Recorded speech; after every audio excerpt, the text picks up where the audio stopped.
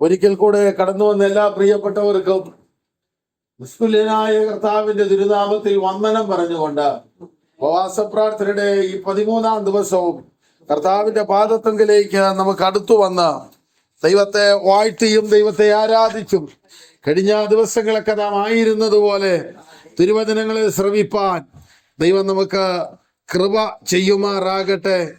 നമ്മുടെ ദൈവത്തിന്റെ സന്നിധിയാണ് നമ്മുടെ ആശ്വാസം. നമ്മുടെ ദൈവത്തിന്റെ സന്നിധിയാണ് നമ്മുടെ ആനന്ദം. കർത്താവിന് സ്തോത്രം. ദൈവപാദത്തെങ്കിലായിരിക്കുന്നത് നമുക്കേറിയ നന്മയായി മാറേണ്ടതിനും ഏറിയ സന്തോഷമായി തീരേണ്ടതിനും കർത്താവിടയാക്കട്ടെ. നമ്മുടെ പ്രിയപ്പെട്ടവർ പലരുടെയും വേർപാടിന്റെ വേദനകൾ ഉണ്ട് നമുക്കൊക്കെ.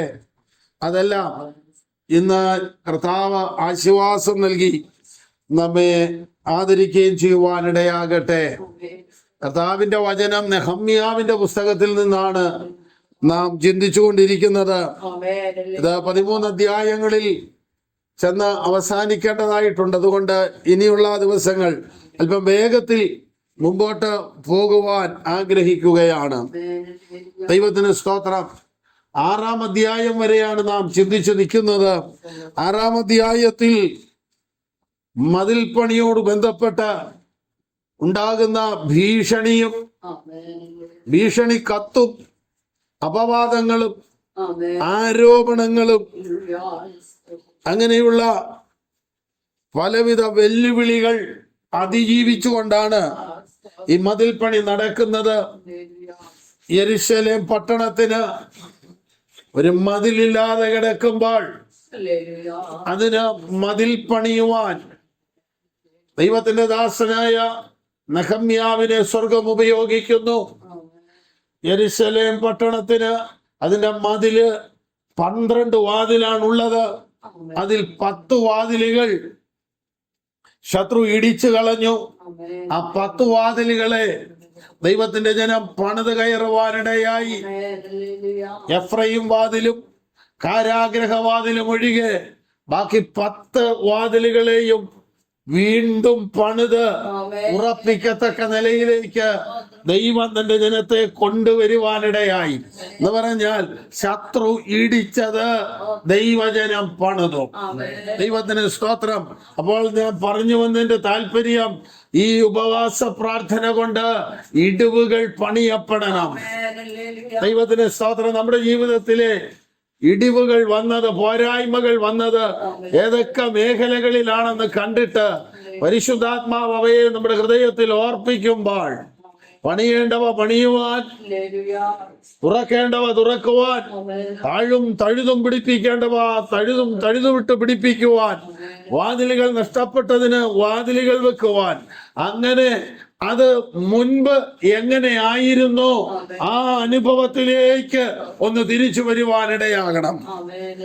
ഈ മതിൽപ്പണി എന്നത് കട്ടയും കല്ലും ചാന്തും സിമെന്റും കുഴച്ച് മേസ്തിരിമാര് പണിയുന്ന പണിയാണ് അക്ഷരികമായ പണിയെങ്കിൽ, ഇത് ആത്മീയനായ ഒരു ദൈവ പൈതലിനോടുള്ള ബന്ധത്തിൽ വരുമ്പോൾ അക്ഷരീകമായ പണിയല്ല, ആത്മീയ ഗ്രഹമായി പണിയപ്പെടുന്നു എന്ന് തിരുവചനം പറയുന്നത് പോലെ നമ്മുടെ ആത്മീയ ജീവിതത്തിന്റെ പോരായ്മകളെ നാം തന്നെ പണിത് അവിടെ യെരൂശലേമിൽ നമ്മൾ കാണുന്നു, ഓരോരുത്തൻ താന്റെ വീടിന് നേരെ അറ്റകുറ്റം തീർത്തു എന്ന് പറയുമ്പോൾ മറ്റൊരുത്തൻ തീർക്കുന്നതിനേക്കാൾ നമ്മുടെ ജീവിതത്തിന്റെ പോരായ്മകളെ നാം തന്നെ അറ്റകുറ്റം തീർത്തു പോകുമ്പോഴാണ് അതിന്റെ പണി ഏറ്റവും പൂർത്തീകരിക്കപ്പെടുന്നത്. പരിശുദ്ധാത്മാവ് നമുക്ക് വെളിപ്പെടുത്തി തരുമല്ലോ എവിടെയൊക്കെ നമുക്ക് വീഴ്ചയുണ്ടെന്ന്. നെഹമ്യാവ് വീഴ്ച കണ്ട ശേഷമാണ് പണിയാൻ തുടങ്ങുന്നത്.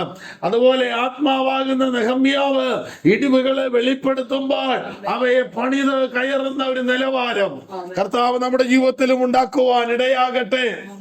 അങ്ങനെ 6-ാം അധ്യായത്തിൽ നെഹമ്യാവ് ആലയം പണിയുമ്പോൾ മതില് പണിയുമ്പോൾ ആ മതില് പണിക്ക് 2-ാം അധ്യായം മുതൽ വെല്ലുവിളിച്ച വിഷയം എന്നതാണെന്ന് 6-ാം അധ്യായത്തിൽ വരുമ്പോഴാണ് അതിന്റെ പ്രധാന കാരണം എന്തെന്ന് മനസ്സിലാകുന്നത്. ഈ സൻബല്ലത്തിനും തോബിയാവിനുമൊക്കെ ബന്ധമുള്ള ആളുകൾ ആ യഹൂദന്മാരുടെ ഇടയിൽ ഉണ്ടായിരുന്നത് കൊണ്ട് ഇവിടെ നടക്കുന്ന മുഴുവൻ കാര്യങ്ങളും അവിടെയും, അവിടെ നടക്കുന്ന മുഴുവൻ കാര്യങ്ങൾ ഇവിടെയും രേഖാമൂലം അറിയിച്ചുകൊണ്ടിരുന്നു. ഈ ശമൂവേലിന്റെ പുസ്തകത്തിൽ വളരെ ശ്രദ്ധേയമായ ഒരു സംഭവമുണ്ട്. ദാവീദ് സീഫ് മരുഭൂമിയിലുണ്ടെന്ന് ശൗലിന് അറിവ് കിട്ടി. ശൗൽ വരുന്നുണ്ടെന്ന് ദാവീദിന് അറിവ് കിട്ടി. എങ്ങനെ കിട്ടി? ഇന്നത്തെ പോലെ റഡാറോ മൊബൈലോ ഒന്നും ഇല്ലല്ലോ. അപ്പൊ എന്നതാ ഇതിന്റെ പിന്നിലെ കാര്യം? ദാവീദിന് കൊട്ടാരമില്ല, സിംഹാസനമില്ല, പദവിയില്ല, ആളും പേരുമില്ല. എന്റെ ഭാര്യയൊക്കെ ആയിട്ട്, മാതാപിതാക്കളൊക്കെ ആയിട്ട് താൻ ഓടിക്കൊണ്ടിരിക്കുക. ഓരോ സ്ഥലത്തും മാറി മാറി താമസിക്കുമ്പോഴും ദാവീദ് ഇന്ന സ്ഥലത്ത് പാർക്കുന്നെന്ന് ശൗലിന് മൈലുകൾക്കപ്പുറത്തുള്ള ശൗലിന് എങ്ങനെ അറിവ് കിട്ടുന്നു? നീ ഇതിന്റെ മറുഭാഗം, ശൗല് പുറപ്പെട്ടു വരുന്നുണ്ടെന്ന്, ശൗൽ അവിടുന്ന് പോരുന്നുണ്ട് എന്ന് ദാവീദിന് എങ്ങനെ അറിവ് കിട്ടുന്നു? ആത്മാവ് വെളിപ്പെടുത്തിയതല്ല. ശൗലിന്റെ കൂട്ടത്തിൽ ദാവീദിന്റെ ആളുകളുണ്ട്, ദാവീദിന്റെ കൂട്ടത്തിൽ ശൗലിന്റെ ആളുകളുമുണ്ട്. ഇവിടെ ഇങ്ങനെ കൂടി അങ്ങ് നിൽക്കുന്നെങ്കിലും ഇവിടുത്തെ മുഴുവൻ വിവരങ്ങളും അതുപോലെ പൊക്കോണ്ടിരിക്കുക. ദൈവത്തിന് സ്തോത്രം. ദാവീദിന്റെ കൂടെ പോയ പുള്ളികൾ ആരും പ്രാപ്തിയുള്ളവരല്ല. വചനം വ്യക്തമായി പറയുന്നു, കടമുള്ളവർ, ഞെരുക്കമുള്ളവർ, സന്തുഷ്ടിയില്ലാത്തവർ, ഇങ്ങനെ നിസാരന്മാരായ ആളുകളെല്ലാം പോയി ദാവീദിന്റെ അടുക്കൽ ദിനം പ്രതി ആളുകൾ ഇങ്ങനെ വന്നു കൂടിക്കൊണ്ടിരുന്നു. അഭിഷേകമുള്ളവന്റെ അടുക്കലേക്ക് മാനുഷികമായ ഒരു നിർബന്ധങ്ങളും ഇല്ലെങ്കിലും, അഭിഷേകം വ്യാപരിക്കുന്ന ഒരു സഭയിലാണെങ്കിലും ആളുകൾ വന്നുകൊണ്ടേയിരിക്കും. ശൗലിന്റെ ആളുകളും ആ കൂട്ടത്തിൽ വന്ന് അവിടെ നിന്നു. അതെന്തിനെന്ന് ചോദിച്ചാൽ ദാവീദ് പോകുന്ന സ്ഥലങ്ങൾ അറിയുവാൻ വേണ്ടി. നിങ്ങൾ ഓർക്കണം, അത്രയും വലിയ സംവിധാനത്തോടെ അവിടെ ആയിരിക്കുമ്പോൾ ദാവീദ് പോകുന്ന ഓരോ വഴിയും വളരെ വ്യക്തമായി പറഞ്ഞു കൊടുത്തിട്ടും ദൈവം അവനെ ശത്രുവായ ശൗലിന്റെ കയ്യിൽ ഏൽപ്പിച്ചില്ല. ശൗല് ദാവീദിനെ കൊണ്ട് തന്നെ മകളെ കെട്ടിച്ചത് അവൻ നല്ല മിടുക്കനാണല്ലോ എന്നോർത്തല്ല. അവൻ ഫെലിസ്ത്യരുടെ കയ്യെ പറ്റി പൊക്കോളുമെന്ന് വിചാരിച്ചാണ് മകളെ കെട്ടിച്ചു കൊടുത്തത്. എന്നെ അപ്പനാ അതൊക്കെ. ലോകത്താരെങ്കിലും ചെയ്യുവോ? അവൻ ഫെലിസ്ത്യരുടെ കയ്യേൽ അവൻ അനർത്ഥം വന്ന് അവൻ പൊക്കോളും എന്ന് പറഞ്ഞാൽ അഭിഷേകം നഷ്ടപ്പെട്ടു പോയാൽ പിന്നെ ബന്ധങ്ങൾക്കൊന്നും വിലയില്ല. ദാവീദ് ശൗലിന്റെ സ്ഥാനത്തേക്ക് കയറി വരുമെന്ന് കണ്ടിട്ട് അതിനെ പിടിച്ചു നിർത്താനാണ് ഈ കണ്ട മണി മുഴുവൻ നോക്കുന്നത്. അഭിഷേകത്തിന്റെ മുമ്പിൽ അമ്മായിയപ്പനുമില്ല, അമ്മായിയമ്മയില്ല. അഭിഷേകത്തിന്റെ മുമ്പിൽ ബന്ധങ്ങളില്ല. ദൈവത്തിന് സ്തോത്രം. നിങ്ങൾ നോക്കൂ, ദൈവത്തിന്റെ ദാസനായ ദാവീദ് യുദ്ധഭൂമിയിലേക്ക് ചെന്നപ്പോൾ അവിടുന്ന് അവന്റെ സഹോദരന്മാരവനെ ആട്ടി. വേറൊന്നുമല്ല, അഭിഷേകമുള്ളതുകൊണ്ടാ. യോസഫ് എന്നാ ചെയ്തിട്ടാ? യോസഫിന്റെ മേൽ അഭിഷേകമുള്ളതുകൊണ്ട് സഹോദരന്മാര് വിരോധമായി. എന്ന് പറഞ്ഞാൽ അപ്പനും സഹോദരങ്ങളും എല്ലാം വിരോധമാകുമ്പോഴും അഭിഷേകം ചെയ്ത സ്വർഗത്തിലെ അപ്പൻ നിന്നിൽ പ്രസാദിക്കും. അപ്പോൾ നമ്മൾ മനസ്സിലാക്കേണ്ട ഒരു കാര്യം, മതിൽ പണിയുവാൻ പ്രാർത്ഥിച്ച് ആലോചന പ്രാപിച്ചു വന്ന നെഹമ്യാവിന്റെ നീക്കങ്ങളെ ശ്രദ്ധിക്കുന്ന നെഹമ്യാവ് അറിയാത്ത രണ്ട് കണ്ണുകളുണ്ട്. ദൈവത്തിന് സ്തോത്രം. ദൈവസഭ എന്ന് പറയുന്നത് നിഗൂഢതകൾ നിറഞ്ഞതല്ല. സകലതും അവന്റെ മുമ്പിൽ നഗ്നവും മലർന്നതുമായി കിടക്കുന്നു എന്ന് പറഞ്ഞ ആ ദൈവവുമായിട്ടാണ് നമുക്ക് കാര്യമുള്ളത്. എന്നാൽ ദൈവത്തിന്റെ ജനത്തെ തകർക്കുവാനും ദൈവസഭയുടെ നീക്കങ്ങളെയും ക്രമീകരണങ്ങളെയും അറിയുവാനും ശത്രു ജനരെ കരങ്ങളിലെടുക്കും. യേശുക്രിസ്തു 12 പേരെ തെരഞ്ഞെടുത്തു. അതിലൊരുത്തൻ പുരോഹിതന്മാരുടെയും ശാസ്ത്രിമാരുടെയും പക്ഷക്കാരനായിരുന്നു. കർത്താവിന്റെ നീക്കങ്ങൾ അറിയാൻ ഒരുത്തനുണ്ടായിരുന്നു. നിങ്ങൾ നോക്ക്, മനുഷ്യൻ തെരഞ്ഞെടുത്താ പിന്നെ വശക്കേട് പറ്റുമെന്ന് ഓർക്കാം, തെറ്റ് പറ്റും. സർവേശ്വരൻ തെരഞ്ഞെടുത്തിട്ട് പോലും അതിലൊരുത്തൻ പിശാചായിരുന്നു. യൂദ അവന്റെ എല്ലാ ലക്ഷണവും കാണിക്കുമെന്ന് അറിഞ്ഞുകൊണ്ട് തന്നെയാണ് കർത്താവിനെ തെരഞ്ഞെടുത്തത്. ഞാൻ നിങ്ങളിൽ 12 പേരെ തെരഞ്ഞെടുത്തില്ലയോ, അതിലൊരുത്തൻ പിശാചാകുന്നു എന്ന് കർത്താവ് പറയുന്നുണ്ട്. ചില പ്രവചനങ്ങളുടെ നിവൃത്തി നടക്കണമെങ്കിൽ അതങ്ങനെ തന്നെ വന്നേ പറ്റൂ. കാരണം ഞാൻ സ്നേഹിച്ചവനും എന്നോടുകൂടെ ഭക്ഷണം കഴിച്ചവനും എന്റെ നേരെ കുതികാൽ ഉയർത്തുന്നു എന്ന തിരുവചനത്തിന്റെ നിവൃത്തി വരണമെങ്കിൽ ഒരു ശിഷ്യൻ ഉണ്ടായേ പറ്റൂ, അല്ലെങ്കിൽ ഒരു യൂദ ഉണ്ടായേ പറ്റൂ. നിങ്ങൾ നോക്കൂ, നഹമ്യാവിന്റെ പ്രാർത്ഥനാ ജീവിതം വർദ്ധിക്കുവാൻ, നഹമ്യാവ് ദൈവത്തിന്റെ സന്നിധി മുട്ടുമടക്കുവാൻ, നഹമ്യാവിനോട് ചേർന്ന് നിന്ന് പണിയുന്നവരിൽ ചിലര് ഈ തോബിയാവിന്റെ ആളുകളായി മാറി. നഹമ്യാവിന് വേണേ ചിന്തിച്ചാൽ മതി, എന്റെ അല്ലല്ലോ, എനിക്കെന്നാ, ഞാൻ ഏറ്റവും മാന്യമായ ഒരു പൊസിഷനിൽ നിന്ന് ഏറ്റവും നല്ല രീതിയിൽ കൊട്ടാരത്തിൽ സുഖ സൗകര്യങ്ങളോടുകൂടെ ജീവിക്കുമ്പോ ഈ ജനത്തിന്റെ അവസ്ഥയോർത്ത് വന്നിട്ട് ഇവന്മാരെല്ലാം കൂടെ ഇങ്ങനെയാണല്ലോ എന്നോർത്ത് പണി നിർത്തിവെച്ച് പോകാം. കർത്താവാണ് അയച്ചതെങ്കിൽ അവിടുത്തെ വിഷയങ്ങളെ പരിഹരിക്കാനും കർത്താവ് ശക്തനാ. നമ്മളെ ഒരു ദേശത്ത് ഒരു സഭയിൽ ക്രിസ്തീയ ജീവിതത്തിലേക്ക് നമ്മെ വിളിച്ചിറക്കുന്നവൻ ദൈവമാണെങ്കിൽ അവിടെ പ്രതികൂലങ്ങൾ ഉണ്ടാകുകയെന്നല്ല, ആ പ്രതികൂലങ്ങളിലെല്ലാം മുന്നോട്ട് കൊണ്ടുപോകുന്നവൻ സർവശക്തനായ ദൈവമാണ്.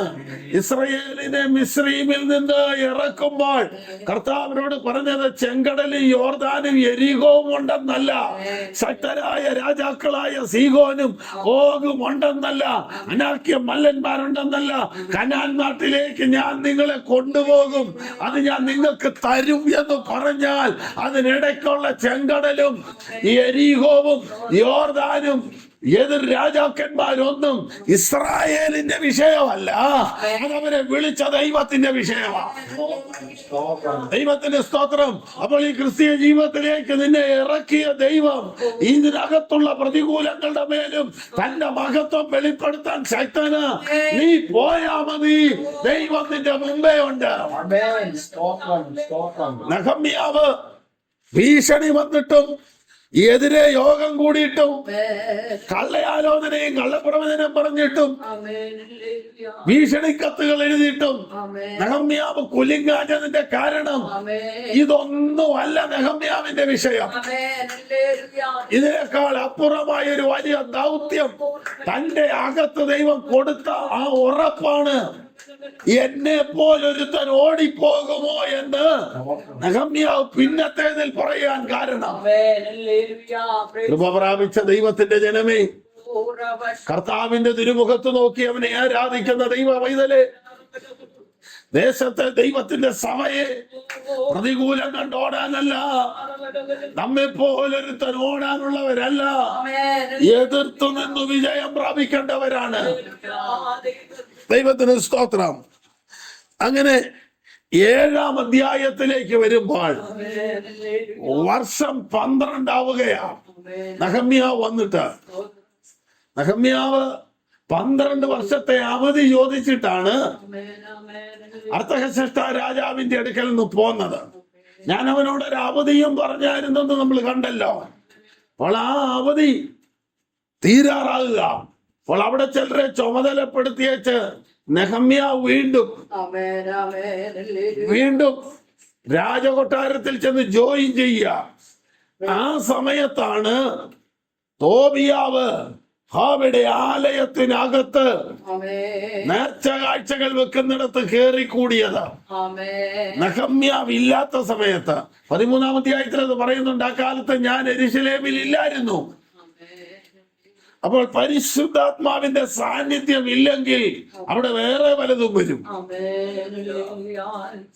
പിശാച് ഒരു വ്യക്തിയിൽ നിന്ന് പുറപ്പെട്ടിട്ട് നീരോട്ടമില്ലാത്തടത്ത് തണുപ്പന്വേഷിച്ച് നടക്കുന്നു.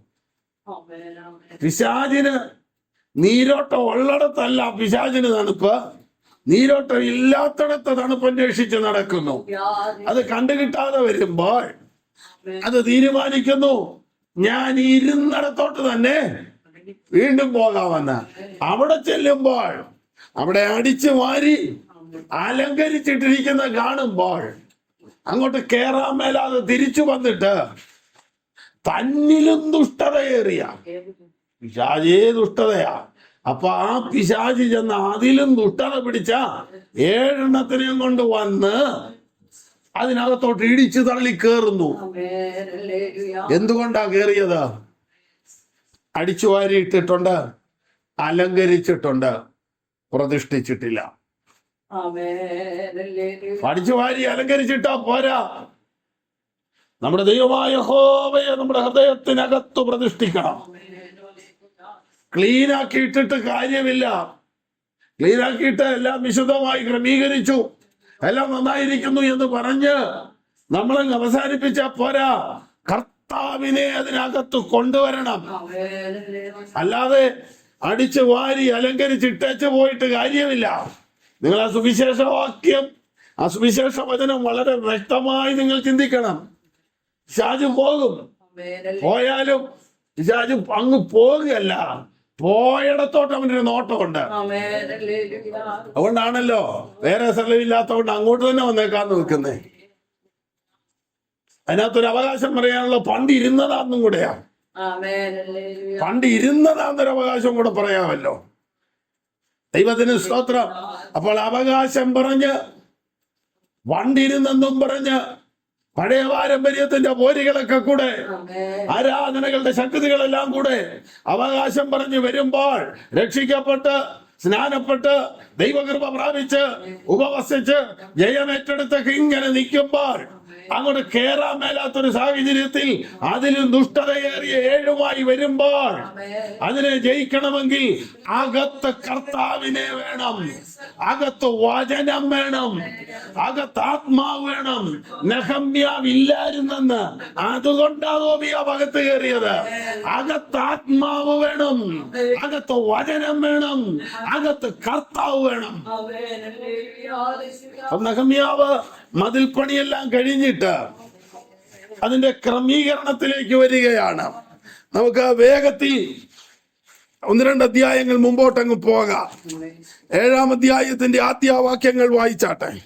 എന്നാൽ മതിൽ പണിതു തീർത്തു, കതകുകൾ വയ്ക്കുകയും വാതിൽക്കാവൽക്കാരെ സംഗീതക്കാരെയും ലേവ്യരെയും നിയമിക്കുകയും ചെയ്ത ശേഷം യഹോവയുടെ ആലയത്തിന്റെ പട്ടണത്തിന്റെ മതിൽ പണി തീർത്തു, കതകുകൾ വെക്കുകയും വാതിൽ കാവൽക്കാരെയും സംഗീതക്കാരെയും ലേവ്യരെയും നിയമിക്കുകയും ചെയ്ത ശേഷം. അപ്പോൾ നിങ്ങൾ ഓർത്ത് നോക്കിയേ, ഒരു മതിൽ പണി എന്ന് പറഞ്ഞാൽ ഒരു മതിൽ പണി മാത്രമല്ല, അവിടെ ചില ക്രമീകരണങ്ങളെല്ലാം അകത്ത് വരാനുണ്ടെന്ന്.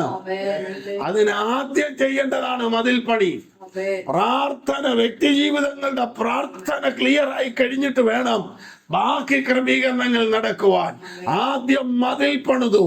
മതിൽ പണിയുക എന്ന് പറയുമ്പോൾ തുറന്ന് പബ്ലിക്കായി കിടന്നത് സെപ്പറേറ്റായി, ഒരു വേർതിരിവുണ്ടായി, ഒരു വേർപാടുണ്ടായി. എന്ന് പറഞ്ഞാൽ പണ്ട് എല്ലാരും കയറി ഇറങ്ങി പൊക്കോണ്ടിരുന്നതാണെങ്കിൽ ഇപ്പൊ അങ്ങനെ കയറാനൊക്കത്തില്ല. കാരണം എന്താ? മതില് കെട്ടിയിരിക്കുക എന്ന് പറഞ്ഞാൽ അതിനൊരു ഉടമസ്ഥതയുണ്ടെന്ന് വന്നു. ഇത്രയും നാളും അങ്ങനെ അല്ലായിരുന്നെങ്കിൽ ഇപ്പോൾ വില കൊടുത്ത ഒരുത്തൻ ഉണ്ട്. യേശു ക്രിസ്തുവിന്റെ വിലയേറിയ രക്തത്താൽ വില കൊടുത്തു വാങ്ങി ഉടമസ്ഥതയാണ് മതില് കാണിക്കുന്നത്. ദൈവത്തിന് സ്തോത്രം. മതില് കെട്ടിയാൽ ഒരു വേർതിരിവാ, വേർപാടാ. ദൈവത്തിന് സ്തോത്രം. ജാതികളിൽ നിന്ന്, ലോകത്തിൽ നിന്ന്, അന്യാരാധനയിൽ നിന്ന്, അബദ്ധജടിലമായ മുൻകാല അനുഭവങ്ങളിൽ നിന്നെല്ലാം ഒരു വേർപാടാണ് മതില്. ആ മതില് കെട്ടി വേർതിരിച്ച ശേഷം പിന്നെ നടക്കുന്നില്ല അകത്തെ കാര്യമാണ്. ഉണ്ടോ?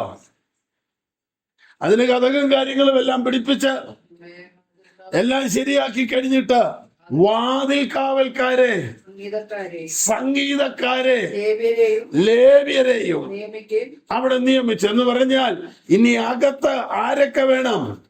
കാവൽക്കാരൻ വേണം, സംഗീതക്കാര് വേണം, സംഗീതക്കാരൻ വേണം, ലേവ്യരെയും യാഗവും വഴിപാടും നടത്താനുള്ള ലേവ്യരെയും ആളുകളും വേണം. ഹല്ലേലൂയ. ഈ കോരഹ്, നാദാൻ, അബീരാം ഇവര് ലേവ്യ ഗോത്രക്കാരാണ്. അവിടെ നിന്നാണ് ഈ കോരഹ് അഹരോന്റെ വംശാവലിയിൽപ്പെട്ടയാളാണ്. അതുകൊണ്ടാണ് ദൈവാലയത്തിൽ ഒരന്യാഗ്നി കത്തിക്കാനൊക്കെ ഉള്ള ഒരു നിയോഗം പുള്ളിക്ക് വന്നത്. മോശ മാത്രമല്ലല്ലോ, ഞങ്ങൾക്കും സഭായോഗം നടത്താൻ അറിയാലോ, ഞങ്ങൾക്കും പാട്ട് പാടാൻ അറിയാമല്ലോ എന്ന് പറഞ്ഞു ധൂപമെടുത്തത്. ആ ധൂപമെടുത്തപ്പോൾ അവനെയും അവനോട് ചേർന്നവരെയും അവന്റെ സകല കുടുംബങ്ങളെയും ഭൂമി പിളർന്ന് ഭൂമിയുടെ അധോഭാഗത്തേക്ക് പോകണമെന്ന് അവയായ ദൈവം മോശ മുഖാന്തരം അരുളി ചെയ്തു. എന്നാൽ യാഗപീഠത്തിന്റെ കൊമ്പിൽ പിടിച്ച് അസൂർ, എൽക്കാന മുതലായ കോരഹിന്റെ മക്കൾ ദൈവസന്നിധിയിൽ ന്യായവിധിയിൽ നിന്ന് വിടുതൽ പ്രാപിച്ചു. അവര് അപ്പൻ ചവിട്ടി നിൽക്കുന്ന ഭൂമി കാൽപാദത്തിനടിയിൽ വീണ്ടും മാറുമ്പോൾ യഹോവയുടെ ആലയത്തിലേക്ക് ഓടി യാഗപീഠത്തിന്റെ കൊമ്പിൽ പിടിച്ചു. യാഗപീഠം സമചതുരമാണ്. 4 ദിക്കിലേക്ക് വളഞ്ഞു നിൽക്കുന്ന 4 കൊമ്പുകൾ അകത്തോട്ടല്ല, പുറത്തോട്ടാണ്. 4 ദിക്കിലുമുള്ള ജനത്തിന് രക്ഷയ്ക്കായി ദൈവമൊരുക്കിയ കൊമ്പായ യേശു ക്രിസ്തുവിനെയാണ് അത് കാണിക്കുന്നത്. അത് 4 സുവിശേഷങ്ങളിൽ മറഞ്ഞിരിക്കുന്ന 4 ചതുർമുഖമായ വീക്ഷണത്തിലുള്ള കർത്താവിനെ കാണിക്കുകയാണ്. ഈ കൊമ്പിൽ പിടിക്കുന്നവന് ന്യായവിധിയില്ല, പുത്രനിൽ വിശ്വസിക്കുന്നവന് ന്യായവിധിയില്ല. വചനം നമ്മൾ പിടികിട്ടണം. അങ്ങനെ ഈ കോരഹിന്റെ മക്കൾ ചെന്ന് അന്ന് ആ യഹോവയുടെ ആലയത്തിലെ യാഗപീഠത്തിന്റെ കൊമ്പിൽ പിടിച്ചു. ആ പിടിച്ചവിടെ നിൽക്കുമ്പോൾ അവര് കാണുകയാണ് യഹോവയുടെ കൂടാരത്തിന്റെ, ആലയത്തിന്റെ സമാഗമന കൂടാരത്തിന്റെ അകത്തു നിന്ന് കവരവിളക്കിന്റെ വെളിച്ചത്തിൽ അരിച്ചിറങ്ങുന്ന ആ ദൈവമഹത്വത്തെ തിരശീലയ്ക്ക് വെളിയിൽ നിന്ന് പ്രാകാരത്തിൽ നിന്നുകൊണ്ട് അവരാത്മാവിൽ കാണുന്നു. സൈന്യങ്ങളുടെ യഹോവേ, തിരുനിവാസം എത്ര മനോഹരം! എന്റെ ഉള്ള യഹോവയുടെ ആലയത്തിന്റെ പ്രാകാരങ്ങളെ വാഞ്ചിച്ചു മോഹിച്ചു പോകുന്നു. ആരാധനയിൽ നാം മനസ്സിലാക്കണം, പ്രാകാരത്തിന് ഒരു ഭംഗിയുമില്ല, അവിടെയൊന്നും ഒന്നുമില്ല. ഒരു കശാപ്പ് കട പോലെയുള്ള ഒരു സ്ഥലമാണ്. പക്ഷെ ആദ്യമായി ഓടി വരുന്ന ഈ കോരഹിന്റെ തലമുറ ദൈവ സാന്നിധ്യ പ്രാകാരത്തിൽ നിന്നുകൊണ്ട് വിശുദ്ധ സ്ഥലത്തുനിന്ന് വരുന്ന വെളിച്ചമണിച്ചപ്പോൾ അപ്രാകാരം പോലും മനോഹരമായി തീർന്നു. ഈ പാഴ്മരു ഭൂമി പ്രത്യാശയില്ലാത്തതാണ്. ഈ പാഴ്മരു ഭൂമിയിൽ നിന്നുകൊണ്ട് അംശമായി കാണുന്നതും അംശമായി അറിയുന്നതും ഒരു ദൈവ പൈതലിന്റെ അകത്തെ ആത്മാവിൽ ജ്വലിപ്പിക്കുന്നുണ്ടെങ്കിൽ ദൈവത്തിന് സ്തോത്രം.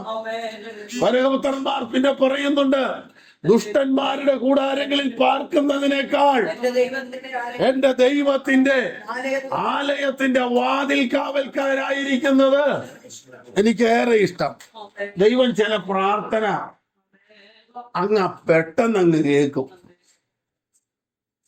ചില പ്രാർത്ഥന ആയുസ് മുഴുവൻ കിടന്ന് പ്രാർത്ഥിച്ചിട്ട് ഒരനക്കവും ഇല്ല. ചില ഉപയോഗശൂന്യമായ ഭരണീ പാത്രവും പോലെ ഷെൽഫേൽ ഇങ്ങനെ എത്രയോ പ്രാർത്ഥനാ വിഷയം നമ്മുടെ ഇരിപ്പുണ്ട്, കളഞ്ഞിട്ടില്ല, മാറ്റി വെച്ചിരിക്കുക. ഇതുവരെ അതിന്റെ അകത്തൊരു തീരുമാനവും വന്നിട്ടില്ല. ചില പ്രാർത്ഥന ദൈവം പെട്ടെന്ന് കേൾക്കും. പിള്ളേരൊക്കെ വീട്ടിൽ കിടന്ന് വഴക്കുണ്ടാക്കുമ്പം മാതാപിതാക്കൾ പറയാറുണ്ട്, ഇതിന്റെയൊക്കെ ഇടയിൽ എന്റെ തലയങ്ങ് എടുക്കണമെന്ന്. ആ പ്രാർത്ഥനയൊക്കെ ദൈവം കേൾക്കുകയാണെങ്കിൽ ഇന്ന് ജീവിച്ചിരിക്കാൻ എത്ര പേര് കാണും? ദൈവം എന്റെ പ്രാർത്ഥന കേൾക്കണം എന്ന് പറഞ്ഞിട്ട് എല്ലാ പ്രാർത്ഥനയും കേൾക്കുകയാണ്. ഉപദേശി തൊട്ടുള്ള ഒറ്റ ഒരു മനുഷ്യൻ കാണുകയല്ല പള്ളിയിൽ. കാരണം നമ്മള് മടുക്കുമ്പോ നമ്മൾ തീർക്കാമെന്നും അവസാനിപ്പിക്കാമെന്നും എന്റെ തലയും എടുത്തോളാനാ, എന്നാ എന്റെ മാള് ഇഞ്ഞു പോര, എന്റെ കൊച്ചിഞ്ഞു പോരെന്ന് പറഞ്ഞാൽ അങ്ങനെയൊന്നും വരാൻ പറ്റുകയെന്ന് നമ്മൾ തന്നെ പറയും ദൈവത്തോടെ. അപ്പൊ എല്ലാ പ്രാർത്ഥനയും കേൾക്കാത്തതിനും സ്തോത്രം പറഞ്ഞേ പറ്റൂ. ഞാൻ പറഞ്ഞു വന്നത്, ഈ ദുഷ്ടന്മാരുടെ കൂടാരത്തിൽ പാർക്കുന്നതിനേക്കാൾ എന്റെ ദൈവത്തിന്റെ ആലയത്തിന്റെ വാതിൽ കാവൽക്കാരായിരിക്കുന്നത് ഏറെ ഇഷ്ടം. എനിക്കേറെ ഇഷ്ടമെന്ന് പറഞ്ഞു. കർത്താവ് ആ പ്രാർത്ഥന കേട്ടു. ദൈവത്തിന് സ്തോത്രം. ലേവി കുടുംബത്തിൽ നിന്ന് ആമേൻ, ആമേൻ. മഹാപുരോഹിതനായ അഹരോൻ വന്നു. അഹരോന്റെ പുത്രന്മാർ കെഹാത്ത്, മെരാരി, ഗെർശോം. കെഹാത്ത്, മെരാരി. ഉപകരണങ്ങളുടെ ഉത്തരവാദിത്വം ഒരാൾക്ക്, ആമേൻ. കുറ്റി, കയറ്, കമ്പ് അതിന്റെ ഉത്തരവാദിത്വം വേറൊരാൾക്ക്, യഹോവയുടെ കൂടാരങ്ങളുടെ ഉത്തരവാദിത്വം ഒരാൾക്ക്, അഥവാ അതിന്റെ കാവലുമൊക്കെ. അങ്ങനെ വന്നപ്പോൾ ഈ കോരഹിന്റെ പുത്രന്മാർക്കാണ് അന്ന് യഹോവയുടെ ആലയം പണിതപ്പോൾ ആലയത്തിന്റെ വാതിൽ കാവൽക്കാരാക്കി വെച്ചത് ഈ കോരഹിന്റെ മക്കളെയാണ്. ശലോമോൻ രാജാക്കന്മാരുടെ പുസ്തകമൊക്കെ വായിക്കുമ്പോൾ നമുക്ക് കാണാൻ പറ്റുന്നുണ്ട്. ആ വംശാവലിപ്പെട്ട അന്ന് അവര് പ്രാർത്ഥിച്ച പ്രാർത്ഥന ദൈവം കേട്ടു. അന്ന് ഓടി യഹോവയുടെ ആലയത്തിൽ കയറുക, പിന്നെ പോയിട്ടില്ല. അവിടെ വാതിലടയ്ക്കുന്നതും വാതിൽ തുറക്കുന്നതും ഉത്തരവാദിത്വം ദൈവം അവർക്ക് കൊടുത്തു. കാവൽക്കാരെ നിയമിച്ചു. ഒന്ന് പറഞ്ഞാൽ ഒരു കാലത്ത് മത്സരിച്ചവന്റെ തലമുറ ആലയത്തിന്റെ കാവൽ ഉത്തരവാദിത്വം ഏറ്റെടുക്കുകയാണ്. അപ്പൊ കാവൽക്കാരെ ഏൽപ്പിച്ചു. സംഗീതക്കാര് വന്നു. യാഗവും വഴിപാടുമുള്ള അത് ചെയ്യേണ്ട ലേവ്യരെയും അവിടെ കൊണ്ടുവന്നു. അവരോട് പറയുന്ന ഒരു പ്രത്യേക കാര്യമുണ്ട്. അവിടെ ഈ ഹനാനിയെയും വേറൊരു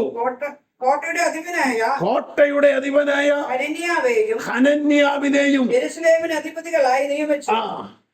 എന്ന് പറഞ്ഞാൽ നെഹമ്യാവിന്റെ അടുത്ത് വന്ന് ഈ തകർച്ചയെ കുറിച്ച് പറഞ്ഞത് ഈ ഹനാനിയും, അതായത് ദൈവത്തിന്റെ ദാസനായ നെഹമ്യാവിന്റെ സഹോദരൻ ഹനാനിയും മറ്റ് ചില യഹൂദന്മാരും, ആ കൂട്ടത്തിൽ ഇവരുണ്ട്. ഈ ദർശനം ഒരുപോലെ വരണമെങ്കിൽ ആത്മാവ് ഒരുപോലുള്ളതായിരിക്കണം. ഒരു വിഷയം വന്നപ്പോൾ അതിന്റെ എല്ലാം ഉത്തരവാദിത്വത്തോടെ നിന്ന് പണിതിട്ട് ഈ തകർച്ചയെ കുറിച്ച് ബോധ്യമായ ഹനന്യാവിനെയും അതിന്റെ ചുമതല ഏൽപ്പിച്ചു. കോട്ടയുടെ അധിപൻ ഹനന്യാവ് കോട്ടയുടെ അധിപനായിരുന്നവനെ മതിലിന്റെ ഉത്തരവാദിത്വം ഏൽപ്പിച്ചു. കോട്ട കാക്കാൻ അറിയാവുന്ന മതിൽ വിഷയമാണോ? ദൈവത്തിന് സ്തോത്രം. അപ്പൊ അവരെ ഏൽപ്പിച്ച അവരുടെ പറഞ്ഞൊരു കാര്യം ഇതാ, ഇവൻ പലരെക്കാളും വിശ്വസ്തനും ദൈവത്തിന് സ്തോത്രം. ദൈവം കാണുന്നത് കഴിവുള്ളവരെയല്ല, പ്രാപ്തന്മാരെയല്ല, ദൈവത്തിന് വേണ്ട സമ്പന്നരെയല്ല, അംഗബലമുള്ളവരെയല്ല വേണ്ടത്. ദൈവത്തിന് വിശ്വസ്തന്മാരെയാ വേണ്ടത്. വെളിപ്പാട് പുസ്തകത്തിൽ ശത്രുവിനോട് ജയിക്കുന്നത് ആരൊക്കെയാണെന്നറിയാമോ? കുഞ്ഞാട് തന്നോട് കൂടെയുള്ള വിളിക്കപ്പെട്ടവരും വിശുദ്ധരും വിശ്വസ്തരുമായവരെ കൊണ്ട് നമ്മളെ യോർദാന് തുല്യമായ സ്നാനത്തിൽ വെള്ളത്തിന്റെ അടിയിലേക്ക് പോയച്ച് പൊങ്ങി വരുമ്പോ നമ്മൾ ആദ്യം കേൾക്കുന്ന വാക്ക് വിശ്വസ്തരായിരിക്കണമെന്ന. മരണപര്യന്തം വിശ്വസ്തരായിരിക്കുക. അതാണ് കർത്താവ് നമ്മളോട് ആദ്യമായി പറയുന്നത്. എന്ന് പറഞ്ഞാൽ നമ്മുടെ പഴയ മനുഷ്യനെ കുഴിച്ചിട്ടു, പുതിയ മനുഷ്യൻ വെള്ളത്തിനടിയിൽ നിന്ന് പൊങ്ങി വരുമ്പോഴേ ആദ്യം ചെവി കേൾക്കുന്നത് വിശ്വസ്തയായിരിക്കണമെന്ന. ഗ്രഹവിചാരകന്മാരിൽ അവൻ അന്വേഷിക്കുന്നതോ അവർ വിശ്വസ്തന്മാരായിരിക്കണം. ദൈവത്തിന് സ്തോത്രം. തന്റെ യജമാനൻ തന്റെ കുടുംബത്തിന് തക്ക സമയത്ത് ഭക്ഷണം ഒരുക്കി കൊടുക്കേണ്ടതിന് ആക്കി വെച്ച വിശ്വസ്തനായ യജമാനൻ, ആ വിശ്വസ്തനായ ദാസൻ, ആ യജമാനൻ വരുമ്പോൾ അങ്ങനെ ചെയ്ത് കാണുന്നവനത്ര വിശ്വസ്തൻ. താലന്തുകൾ വ്യാപാരം ചെയ്ത മനുഷ്യനെ കുറിച്ച് യജമാനൻ പറയുന്നത് വിശ്വസ്തനായ ദാസനെന്ന. നമ്മുടെ ജീവിതത്തിൽ വിശ്വസ്തത ഉണ്ടാകണമെങ്കിൽ അത് പരിശുദ്ധാത്മാവിന്റെ ഫലമാണ്. വിശ്വസ്തത, സൗമ്യത, ഇന്ദ്രിയ ജയം. ആത്മാവിന്റെ ഫലത്തെ 9 ഫലത്തെ 3ആയിട്ടാണ് തിരിക്കുന്നത്. ആദ്യത്തെ 3 ദൈവത്തോട്, അവസാനത്തെ 3 രണ്ടാമത്തെ 3 മനുഷ്യർ തമ്മില്. ദീർഘക്ഷമ, ദയ, പരോപകാരം. അടുത്തത് വ്യക്തിപരമായിട്ട് വിശ്വസ്തത, സൗമ്യത, ഇന്ദ്രിയ ജയം. ഇത് വ്യക്തിപരം. ഇങ്ങനെയാണ്. അപ്പോൾ ഈ ചുമതല അവരെ ഏൽപ്പിക്കാനുള്ള കാരണം അവർ വിശ്വസ്തരായിരുന്നത് കൊണ്ടാണ്. ദൈവം നമ്മെ എന്ത് കാര്യം ഏൽപ്പിച്ചാലും ആ അല്പത്തിൽ നമ്മൾ വിശ്വസ്തരാണെങ്കിൽ ദൈവം അധികത്തിൽ വിചാരകനാക്കും. യോസഫ് തന്നെ ഏൽപ്പിച്ച എല്ലാ കാര്യത്തിലും വിശ്വസ്തനായിരുന്നത് കൊണ്ട് തന്റെ യജമാനൻ തന്റെ കൈക്കീഴിലുള്ള ഒരു കാര്യവും അന്വേഷിച്ചേ ഇല്ല. അവൻ വിശ്വസ്തയോടെ നിന്നു.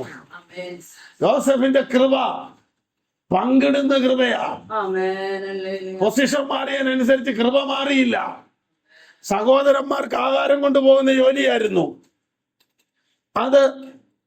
ആ ജോലി പൊത്തിഫേറിന്റെ വീട്ടിൽ ചെന്നപ്പോഴും അത് തന്നെ. കാരാഗ്രഹത്തിൽ ചെന്നപ്പോഴും അവരെ ശുശ്രൂഷിച്ചു. അവർക്ക് വേണ്ട വെള്ളവും തുണിയെല്ലാം എടുത്തു കൊടുക്കുന്നേ. ഒടുവിൽ ഫറവോന്റെ നാട്ടിലെ സിംഹാസനത്തിൽ കൊണ്ട് ഇരുത്തിയപ്പോഴും ഭക്ഷണ ചുമതലയാ പുള്ളിക്ക്. ആ അല്പത്തിലെ വിശ്വസ്തത ദൈവം അധികത്തിലേക്ക് കൊണ്ടുവന്നു. ആ മിസ്രയീം രാജ്യത്തിന് മുഴുവൻ ഭക്ഷണ വകുപ്പ് കൈകാര്യം ചെയ്യുവാനുള്ള എക്സ്പീരിയൻസ് ദൈവം യോസഫിന് കൊടുത്തു. എവിടുന്ന് കൊടുത്തു? വീട്ടിൽ മുതലേ ഇതാ ജോലി. ദൈവത്തിന് സ്തോത്രം. ആ അല്പത്തിൽ 1-2 വ്യക്തികൾക്ക് കൊടുത്തത് 1-2 കുടുംബത്തിലേക്ക് വന്നു. 1-2 കുടുംബത്തിലേക്ക് വന്നത് ആ രാജ്യത്തിലേക്ക് വന്നു. കണ്ടോ? വ്യക്തികളിൽ നിന്ന് കുടുംബത്തിലേക്ക്, പിന്നെ രാജ്യത്തിലേക്ക്. ശുശ്രൂഷയ്ക്ക് വലിയ വ്യത്യാസം വരികയാണ്. അപ്പോൾ കോരഹപുത്രന്മാർ അന്ന് പറഞ്ഞ ആ കാര്യം ദൈവം കേട്ടു. ഹനാനിയെയും ഹനന്യാവിനെയും കോട്ടയുടെ ഉത്തരവാദിത്തം ഏൽപ്പിച്ചു. അവരോട് പറഞ്ഞു, നിങ്ങൾ വെയിൽ മൂക്കാതെ ആ വാതിൽ തുറക്കരുത്. ദൈവത്തിന് സ്തോത്രം. അതിന് നിങ്ങൾ ഉത്തരവാദികളായിരിക്കണം. അതിനരികെ നിൽക്കുമ്പോൾ തന്നെ നിങ്ങള് അന്താഴ പിടിക്കണം. എന്ന് പറഞ്ഞാൽ നിങ്ങളുടെ അശ്രദ്ധ കൊണ്ട് ഒരുത്തനകത്ത് വരാനിടയാകരുത്.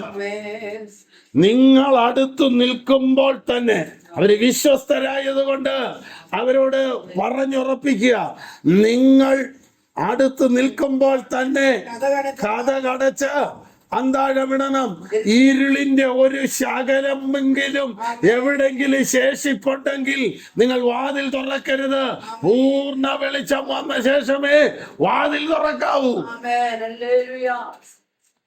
മുന്നോട്ട് ചെല്ലുമ്പോൾ ഇതെല്ലാം പോയെന്നാ എഴുതിയേക്കുന്നത്. എന്നിട്ട് അന്യജാതിക്കാര് ശബത്തിൽ വരെ സാധനങ്ങൾ അകത്തോട്ട് കൊണ്ടുവന്ന് കച്ചവടം ചെയ്യാൻ തുടങ്ങി. അകത്ത് ദൈവത്തെ ആരാധിക്കേണ്ടവരെല്ലാം ചന്തയിൽ പോകാറുള്ള ദിവസമായിട്ട് ശബത്ത് ദിവസം കണ്ടു. ഞായറാഴ്ച നമ്മളൊക്കെ ചെയ്യുന്ന പോലെ തന്നെ. ഞങ്ങൾ ഈ നെടുങ്കണ്ടത്ത് താമസിക്കുമ്പോൾ ആ ചുറ്റുപാടുള്ളതിലെ ഏറ്റവും വലിയൊരു പട്ടണമാണ് നെടുങ്കണ്ടം. കാരണം അവിടെ ഞായറാഴ്ചയാണ് ചന്ത ദിവസം. ബാക്കി എല്ലാ ദിവസവും മണികാർ എസ്റ്റേറ്റിൽ അവിടെ ഇവിടെ എല്ലാം ഒക്കെ ആയതുകൊണ്ടാണ് അവർ ഞായറാഴ്ചയാണ് സാധനം വാങ്ങുന്നത്. അപ്പോൾ സഭായോഗത്തിന് വരുമ്പോൾ സഞ്ചിയും കൂടെ കൊണ്ടാണ് വരുന്നത്. സഭായോഗം ഇച്ചിരി നേരത്തെ അങ്ങോട്ട് ഇറങ്ങിപ്പോയച്ചാണേലും സഭായോഗം കഴിഞ്ഞ് വരുമ്പോൾ ഇവരിങ്ങനെ ഈ ഉള്ളിയുടെയും സവോളയുടെയും വഴുതനങ്ങയുടെയും വെണ്ടയ്ക്കയുടെയൊക്കെ ഇടയ്ക്ക് പോയി ഇരിക്കുന്ന കാണാം. ഇത് പറഞ്ഞാൽ ഇതും അതിൻ്റെ കൂട്ടത്തിലാണ്. ഇതുപോലെ കർത്താവിനെ ആരാധിക്കുവാൻ വരുമ്പോൾ ആ ആരാധനയ്ക്ക് പകരം യഹൂദന്മാർ സാധനങ്ങളെല്ലാം അകത്ത് വിൽക്കാൻ തുടങ്ങി. എന്ന് പറഞ്ഞാൽ കാവൽക്കാര് മാറിയപ്പോൾ പലരും അകത്ത് വന്നു. നെഹമ്യാവ് സ്ഥലത്തില്ല. നെഹമ്യാവ് അവരെല്ലാം ശാസിച്ച് വീണ്ടും കാവൽക്കാരെ ആക്കി യാതൊരു ചുമടും ചുമന്നുകൊണ്ട് അകത്തോട്ട് വരരുതെന്ന് വെച്ചു. അതൊക്കെ നമ്മൾ പിന്നീട് ചിന്തിക്കും. അപ്പോൾ ഇവിടെ നാം കാണുന്ന ഭാഗം ഇങ്ങനെയാണ്. വെയില് ഉറയ്ക്കുന്നത് വരെ യെരൂശലേമിന്റെ വാതിൽ തുറക്കരുത്. നിങ്ങൾ അരികെ നിൽക്കുമ്പോ തന്നെ കഥകട ചന്താഴ വിടണം. അതിന്റെ കാരണം എന്താണെന്നറിയാവോ? 4-ാം വാക്യം പറയുന്നു, പട്ടണം വലുതും വിശാലവും വലിയതും ആളുകൾ കുറവാണ്. എന്ന് പറഞ്ഞാൽ ഹോള് വലുതാ, വിശ്വാസികൾ കുറവാ. അതുകൊണ്ട് അന്താഴമൊക്കെ നിങ്ങൾ തന്നെ ഉറപ്പിച്ചോണം. നിങ്ങൾ തന്നെ, ആരും അന്യജാതിയിൽപ്പെട്ട അശുദ്ധന്മാരായ ആരും വന്ന് ഹോള് നിറയ്ക്കാൻ നോക്കരുതെന്ന്. പട്ടണം വലുതും ആൾക്കാര് ചുരുക്കവും. വലിയ ഹോളാണെങ്കിലും തമ്പുരാനാ തന്നതെങ്കിൽ അതിനകത്ത് നമ്മുടെ ഇഷ്ടത്തിന് എല്ലാ സൈസിനെയും പിടിച്ച് നിറയ്ക്കാനല്ല. നീ അടുത്ത് നിൽക്കുമ്പോ തന്നെ വാതിലടച്ചോണം. വെയില് പൂക്കാതെ വാതില് തുറക്കരുത്. കാരണം പട്ടണത്തിൽ ആള് കുറവാ. ആള് കുറവായതുകൊണ്ട് ആള് കൂട്ടാൻ നമ്മൾ നോക്കണ്ട. വേല ദൈവത്തിന്റെ ആണെങ്കിൽ, വിളവ് ദൈവത്തിന്റെ ആണെങ്കിൽ വേലക്കാരെ അയക്കാനും കറ്റ കൊയ്യാനും എല്ലാം അവനറിയാമല്ലോ. എന്നതെങ്കിലുമൊക്കെ കാണിച്ച് കുറച്ച് പേരെ ഉണ്ടാക്കി ഒരു സഭയായിട്ട് കാണിക്കുക എന്നുള്ളതല്ല ലക്ഷ്യം. ദൈവത്തിന് സ്തോത്രം. സഭയെക്കുറിച്ച്, പ്രാദേശിക സഭയെക്കുറിച്ച് 3 ഉദാഹരണങ്ങൾ കൊരിന്ത്യർ ലേഖനം 3-ാം അധ്യായത്തിൽ കാണുന്നു. അതിലൊന്ന് കൃഷി.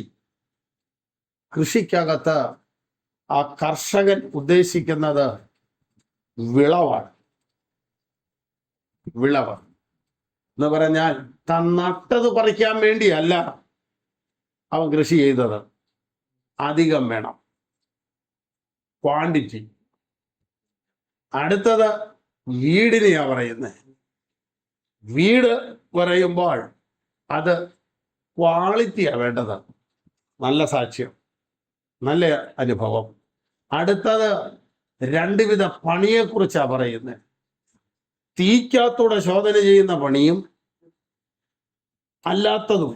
അപ്പോൾ പുല്ല്, മരം, വൈക്കോൽ, കല്ല്, മരം, പുല്ല്, വൈക്കോല്, പൊന്ന്. അപ്പൊ പൊന്ന്, വെള്ളി, വിലയേറിയ കല്ല്. കല്ല്, മര, പുല്ലം, വൈക്കോല്, ഈ 3. ഇത് തീ ശോധന ചെയ്യും. തീ കൂടെ ശോധന ചെയ്യുമ്പോൾ മറുഭാഗത്ത് വരുന്നത് അപ്പുറത്ത് വരുന്നതിന് പ്രതിഫലം ഉണ്ട് എന്ന്. ദൈവത്തിന് സ്തോത്രം. നമ്മൾ ഓർക്കുന്നത് ഈ സാധനം എല്ലാം കൂടെ തീ കൂട്ടി വെച്ച് തീക്കകത്തൂടെ വിടുക എന്നാ. തീ ശോധന ചെയ്യും, തീ ശോധന ചെയ്യും എന്ന് പറയുന്നത് വചനമാ ശോധന ചെയ്യുന്നത്. വചനത്തിന്റെ പേരാ തീ. എന്റെ വചനം തീ പോലെയും. വചനം ശോധന ചെയ്യുമ്പോൾ നിലനിൽക്കുന്നതിന് പ്രതിഫലം കിട്ടുമെന്നാണ്. അല്ലാതെ തീക്കകത്തൂടെ വിട്ട് അപ്പുറത്തൊന്ന് നോക്കി നിൽക്കുക. പുല്ല് പോയി, മരം പോയി, വൈക്കോല് പോയി, അപ്പുറത്തോട്ട് പൊന്ന്, വെള്ളി, വിലയേറിയ കല്ല്, അത് വന്നതിന് പ്രതിഫലം കിട്ടി. അങ്ങനെയല്ല. പൊന്ന്, വിലയേറിയ കല്ല്, വെള്ളി എന്നൊക്കെ പറയുന്നത് വളരെ വേദനയിൽ നിന്ന് വന്ന അനുഭവത്തെയാണ് കാണിക്കുന്നത്. 1-2 കാര്യം പറയാം. വെള്ളി വീണ്ടെടുപ്പിനെ കാണിക്കുന്നു. അഴിഞ്ഞു പോകുന്നതും തീയിൽ ശോധന ചെയ്യുന്നതുമായ പൊന്നിനേക്കാൾ നിങ്ങളുടെ വിശ്വാസത്തിന്റെ പരിശോധന. അപ്പൊ അത് ഈ വചനം വെച്ചാ നോക്കുന്നത്. അല്ലാതെ കുറച്ച് പൊന്നിക്കണം കൊണ്ടേ കൊടുത്തു എന്നുള്ളതല്ല. വെള്ളി, പൊന്ന്, വിലയേറിയ കല്ല്. കാരണം വിലയേറിയ കല്ലെന്ന് പറയുന്നത് പ്യൂരിറ്റിയാണ്, വിശുദ്ധന്മാരുടെ ക്വാളിറ്റിയാണ്, വിശുദ്ധന്മാരുടെ ശ്രേഷ്ഠതയാണ്. ഇതാണ് പുത്തൻ യെരൂശലേമിന്റെ അടിസ്ഥാനമായി മാറുന്നത്. അപ്പൊ ആ വിലയേറിയ കല്ലൊക്കെയാണ് പറയുന്നത്. നമ്മുടെ വിഷയമല്ലാത്തതുകൊണ്ട് അവിടെ നിന്ന് മാറുക, വീണ്ടും തിരിച്ചു വരാം. ഇവിടെ നാം കാണുന്നു, വെയിലുറയ്ക്കുമ്പോഴാണ് നിങ്ങൾ വാതിൽ തുറക്കേണ്ടത്, അല്ലാതെ തുറക്കരുത്. അങ്ങനെ തുറന്നാൽ പലതും അകത്തു വരാൻ സാധ്യതയുണ്ട്. നിങ്ങൾ അടുത്ത് നിൽക്കുമ്പോ തന്നെ അന്താഴമിട്ട് വാതിലടച്ചുറപ്പാക്കണം. കാരണം ആൾ കുറവും വിശാലമായ പട്ടണവുമായതുകൊണ്ട്. ഇങ്ങനെയെല്ലാം പറഞ്ഞ് മുന്നോട്ട് വന്നിട്ട് ഒടുവിൽ നാം കാണുന്നത് ഇസ്രായേൽ 12 വർഷങ്ങൾക്ക് ശേഷം ബാബേൽ പ്രവാസത്തിൽ നിന്ന് തിരിച്ചു വന്ന ആളുകളുടെ എണ്ണം എടുക്കുക. എല്ലാവരും ഒക്കെ ഉണ്ടോ, എത്ര പേരൊക്കെ ഉണ്ടെന്നറിയാൻ എണ്ണമെടുക്കുന്നെന്ന് പറഞ്ഞാൽ മൊർദെഖായിയൊക്കെ വന്നത് ആദ്യ കൂട്ടത്തിലാണ്. എന്ന് പറഞ്ഞാൽ സെരുബാബേലിന്റെ കൂട്ടത്തിൽ വന്ന ആളുകളുടെ എണ്ണം നോക്കുക. അത് കഴിഞ്ഞ് രണ്ടാമത് വന്നതാണ് എസ്രായുടെ നേതൃത്വത്തിൽ. പിന്നെ മൂന്നാമത് വന്നതാണ് നെഹമ്യാവിന്റെ നേതൃത്വത്തിൽ. അങ്ങനെ മടങ്ങി വന്നവരുടെ എണ്ണം എടുക്കുകയാ. ദൈവത്തിന് സ്തോത്രം. അപ്പോൾ ഈ മതിൽ പണിതപ്പോൾ നാം മനസ്സിലാക്കേണ്ട ഒരു കാര്യം, ഒരു കൂട്ടം ആളുകൾ തിരിച്ചു വന്നു. തിരിച്ചു വന്നവരാണ് ഒരു പണി നടത്തുന്നത്. അപ്പോൾ ഒരു മടങ്ങി വരവുണ്ടെങ്കിൽ ഒരു പണി ഉണ്ടെന്നുള്ളതാണ് നാം മനസ്സിലാക്കേണ്ടത്. ദൈവസന്നിധിയിൽ ദൈവാനുഗ്രഹത്തിലേക്ക്, നഷ്ടപ്പെട്ടു പോയ ആത്മസന്തോഷത്തിലേക്ക്, ഇന്നലെ ഉണ്ടായിരുന്ന ആത്മീയ വിടുതലുകളിലേക്ക് ദൈവജനത്തിനൊരു മടങ്ങി വരവുണ്ടാകുന്നുണ്ടെങ്കിൽ ഒരു പണിയുണ്ടെന്നുള്ളതാണ് അതിന്റെ അർത്ഥം. എന്ന് പറഞ്ഞാൽ, അല്പം കൂടെ ലളിതമായി പറഞ്ഞാൽ, ഉപവാസ പ്രാർത്ഥന എന്ന് പറയുന്നത് അനുതാപത്തോടെ, ആത്മപരിശോധനയോടെ, ദൈവ സാന്നിധ്യ ബോധത്തോടെ ദൈവത്തെങ്കിലേക്ക് തിരിച്ചു വരുന്ന അനുഭവമാണ്, അനുതാപത്തിന്റെ അനുഭവമാണ് ഉപവാസ പ്രാർത്ഥനയിൽ ഉണ്ടാകുന്നത്. ഉപവാസത്തിൽ കരച്ചിലുണ്ട്, മുറിച്ചു മാറ്റുന്ന അനുഭവമുണ്ട്, ഇടിച്ചു കളയുന്ന അനുഭവമുണ്ട്, കഴുകിയെടുക്കുന്ന അനുഭവമുണ്ട്, പണിതുയർത്തുന്ന അനുഭവമുണ്ട്. എല്ലാം കൂടെ ചേരുമ്പോഴാണ് ഒരു ഉപവാസം എന്ന് പറയുവാനിടയാകുന്നത്. ഇന്ന് ഇതിൽ ഏതേലുമൊക്കെ ഒരു മേഖലയിൽ കൂടെ പോയി അങ്ങ് അവസാനിപ്പിക്കുന്ന ഒരു പ്രോഗ്രാമായി മാറി. ദൈവത്തിന് സ്തോത്രം. ഇങ്ങനെ 7-ാം അധ്യായത്തിൽ ഇങ്ങനെ വംശാവലി രേഖയെല്ലാം ഇങ്ങനെ പരിശോധിച്ചു വന്നപ്പോൾ തോബിയാവിന്റെ മക്കളുമൊക്കെ പുരോഹിതന്മാരാണ്. കാരണം എന്താന്ന് വെച്ചാൽ അവർ ഏലിയാശി പുരോഹിതനുമായിട്ട് ബന്ധമുള്ളത് കൊണ്ട് ആ ബന്ധത്തിൽ കൂടെ കയറി വന്നതാ. അങ്ങനെ വന്നപ്പോൾ അവര് വംശാവലി രേഖ നോക്കി അവരെ കുറിച്ച് പറയുന്ന ഇങ്ങനെയാണ്: ഇവരുടെ വംശാവലി രേഖ അന്വേഷിച്ചിട്ട് കണ്ടില്ല താനും, അതുകൊണ്ട് അവരെ അശുദ്ധരെന്നെണ്ണി പൗരോഹിത്യത്തിൽ നിന്ന് നീക്കിക്കളഞ്ഞു. എന്ന് പറഞ്ഞാൽ ഒരു യഹൂദനെ സംബന്ധിച്ച് അവന്റെ പാരമ്പര്യം പറയാൻ അവൻ അറിഞ്ഞിരിക്കണം. ഇവരെ നെഹമ്യാവിന്റെ കാലമാകുമ്പോഴെങ്കിലും പൗരോഹിത്യത്തിലോട്ട് കയറാമെന്നാ വിചാരിച്ചേ. എസ്രായുടെ കാലത്ത് എണ്ണിയിട്ടും ഇവർക്ക് വംശാവലി രേഖ കാണിക്കാൻ ഒത്തില്ല. വേണമെങ്കിൽ ഒന്ന് നോക്കാം. എസ്രായുടെ പുസ്തകം 2-ാം അധ്യായം അതിന്റെ 59, 62, 63 വാക്യങ്ങളും. എസ്രാ 2-ന്റെ 59.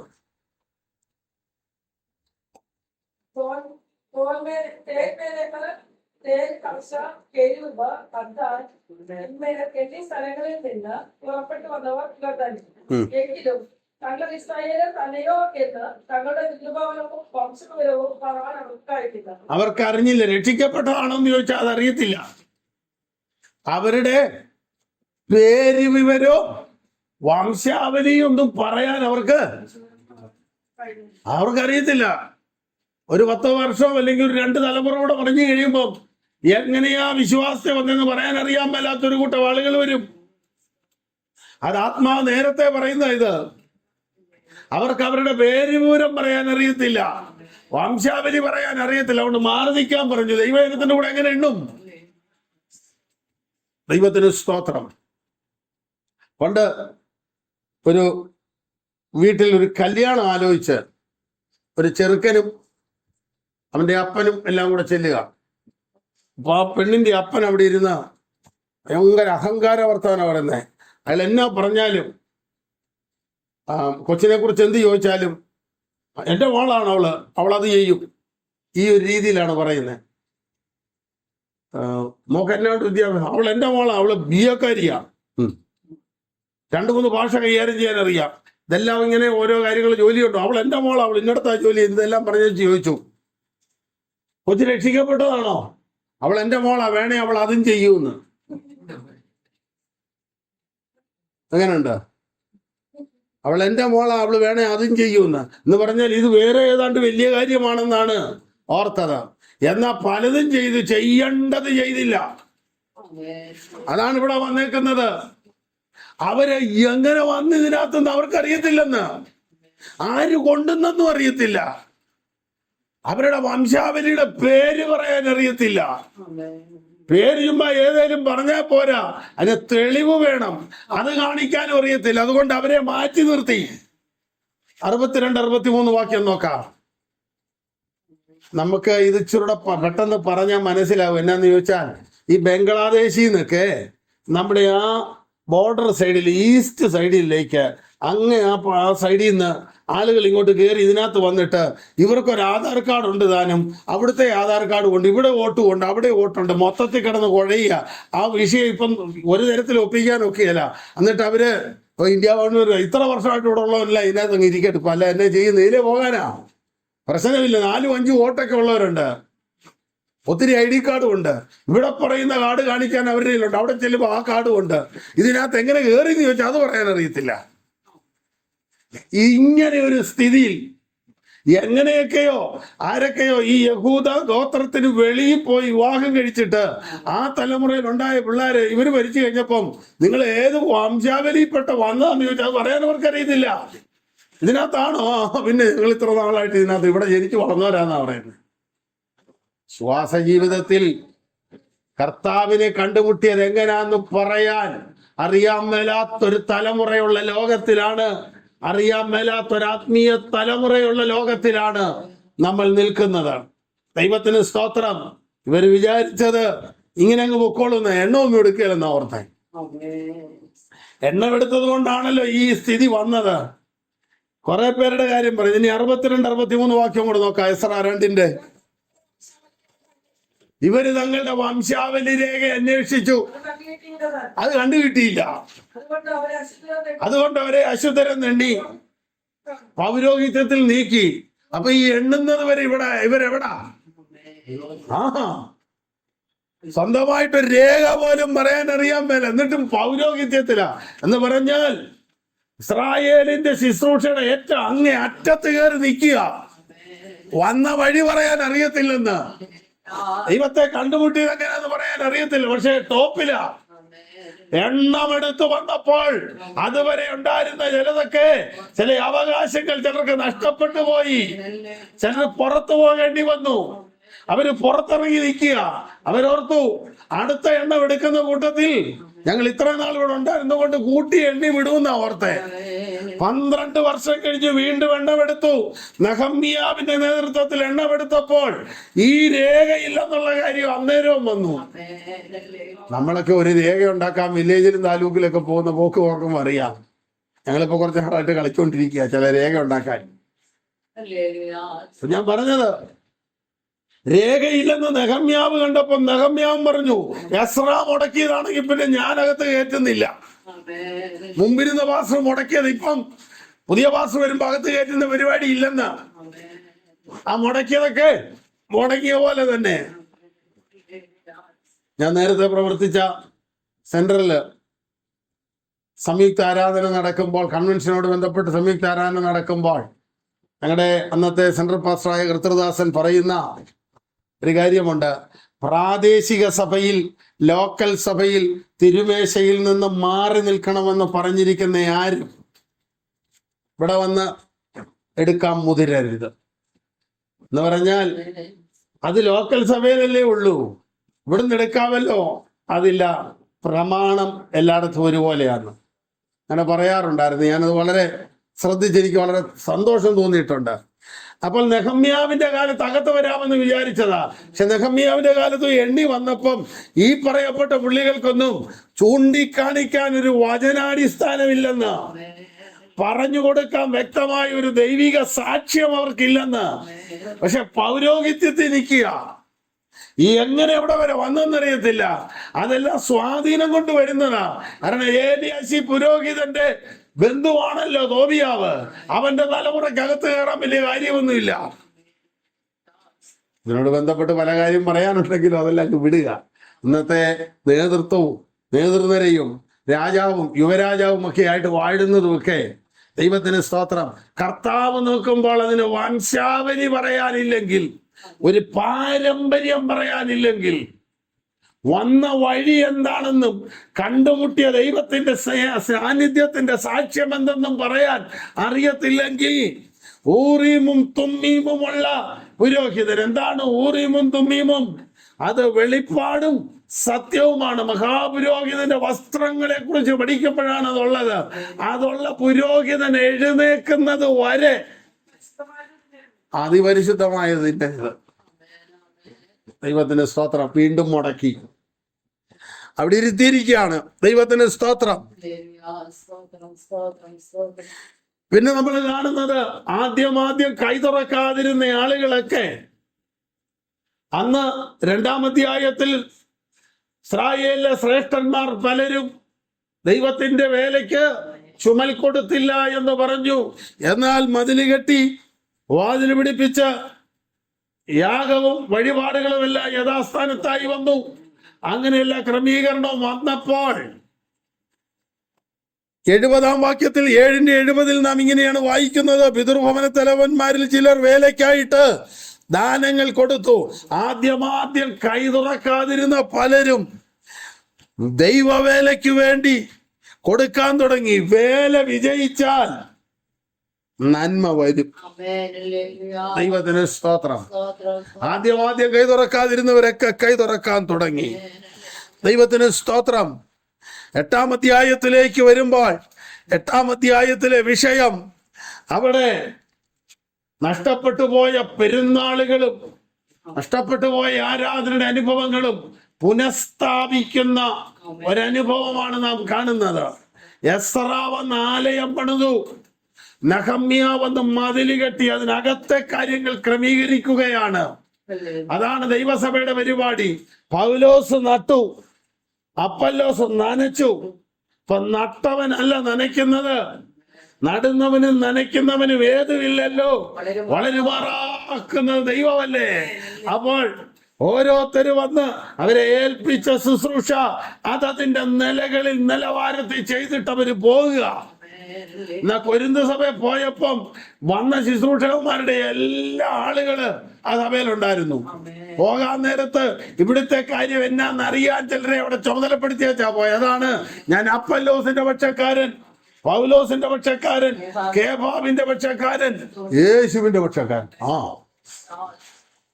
എല്ലായിടത്തും ഒരു ശേഷിപ്പുണ്ട്. പല ഗ്രൂപ്പിൽ പോയാലും ഗ്രൂപ്പിലല്ലാതെ ഒരു കൂട്ടര് കാണും. എല്ലാ സഭയിലും ഉണ്ട്. കുറച്ചാളെ ഉള്ളെങ്കിലും അവർക്ക് കർത്താവിനെ ആരാധിക്കണം. ഇവിടുത്തെ പക്ഷം പിടുത്തത്തിനും ചേരിതിരിവിനും ഉണ്ടായിസത്തിനൊന്നും അവരില്ല. അവർക്ക് ദൈവത്തെ ആരാധിക്കണം. അതാണ് യേശുവിന്റെ പക്ഷക്കാർ. അതെല്ലാ സഭയിലും ഉണ്ട്. അപ്പോൾ നിങ്ങൾ നോക്കൂ, നഷ്ടപ്പെട്ടു പോയ ആരാധന പുനഃസ്ഥാപിക്കാനുള്ള ക്രമീകരണത്തിലേക്ക് നെഹമ്യാവ് ചുമതലപ്പെടുത്തി വിട്ടിരിക്കുക ആളുകളെ. അവർ ആരാധന ദൈവസന്നിധാനത്തിൽ യഥാസ്ഥാനത്താക്കുവാൻ വേണ്ടി ഒരു ശ്രമം നടത്തുന്നത് നാം ഇവിടെ കാണുന്ന 8-ാം അധ്യായത്തിൽ. അങ്ങനെ ഇസ്രായേൽ മക്കൾ തങ്ങളുടെ പട്ടണങ്ങളിൽ പാർത്തിരിക്കുമ്പോൾ 7-ാം മാസത്തിൽ സകല ജനവും നീർവാതിലിന്റെ മുമ്പിലുള്ള വിശാല സ്ഥലത്ത്, നീർവാതില് ദൈവവചനത്തിന് നിഴലാണ്, ദൈവാത്മാവിന് നിഴലാണ്. നീർവാതിലിനെതിരെ ഉള്ള വിശാല സ്ഥലത്ത് കൂടി ആ നീർവാതിലിന്റെ അവിടെ വെച്ച് അവിടെ ന്യായപ്രമാണം വായിക്കുകയാ. അപ്പോൾ ന്യായപ്രമാണം എന്ന് പറയുന്നത് ദൈവവചനമാണല്ലോ. അപ്പോൾ നീർവാതില് ദൈവവചനത്തിന് നിഴലാണെങ്കിൽ അവിടെ നിന്ന് അവർ വചനം വായിച്ച് മോശയുടെ ന്യായപ്രമാണ പുസ്തകം കൊണ്ടുവരാൻ പറഞ്ഞു.